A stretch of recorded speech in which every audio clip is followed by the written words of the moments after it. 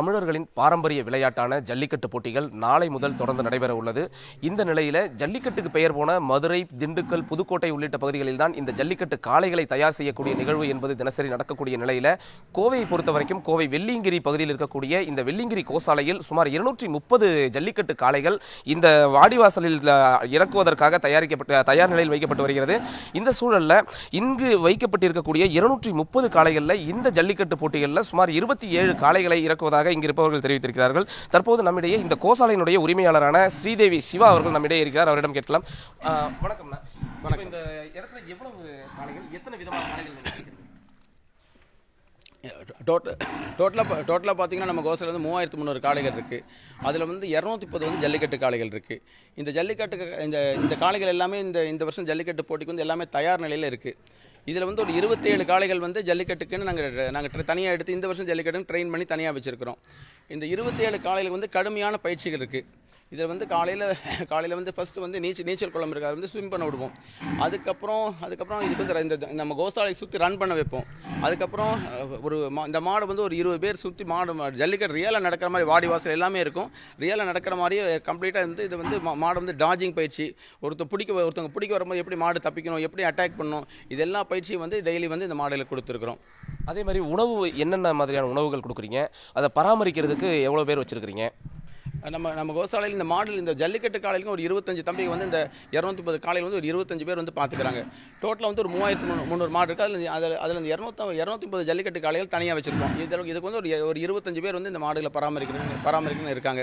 இந்த 25 இவங்க தான் இந்த காலையில் வந்து உணவெல்லாம் இவங்க தான் கொடுப்பாங்க. 3 வேளையே உணவு பிரிச்சிருக்கோம்.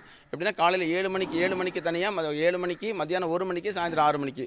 7 மணிக்கு ஃபஸ்ட் வந்து ஊற வச்ச நிலக்கல்லையும் வேக வச்ச கொள்ளும் கொடுக்குறோம்.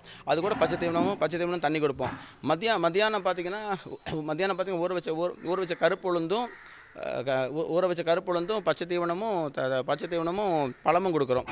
இரவு பார்த்தீங்கன்னா 6 மணிக்கு இரவு தீவனம் அது வந்து ரொம்ப லைட்டாக இருக்கும்.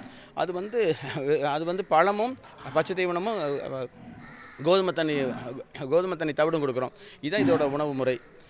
அதுபோக ஜல்லிக்கட்டு போட்டிக்கு கரெக்டாக ஒரு வாரம் இருக்கும்போது கம்பல்சரி எல்லா மாட்டுக்கும் வந்து பேரிச்சம் பொட்டுக்கல்லையும் பேரிச்சம்பளம் உருண்டை பண்ணி ஒவ்வொரு மாட்டுக்கும் கொடுக்குறோம். அது மாதிரி கம்பல்சரி அகத்திக்கீரை வந்து 3 வேளையும் அகத்திக்கீரை வந்து எல்லா இரும்பு சத்துக்காக அகத்திக்கீரை எல்லா மாட்டுக்கும் இந்த 230 மாட்டுக்கும் அகத்திக்கீரை டெய்லி கொடுப்போம். இப்போ இந்த வருஷம் எத்தனை இடங்களில் வந்து இந்த காளைகளை இறக்குறதா இருக்கிறீங்க? இதை எப்படி கொண்டு போயிட்டு வர போகிறீங்கன்னு?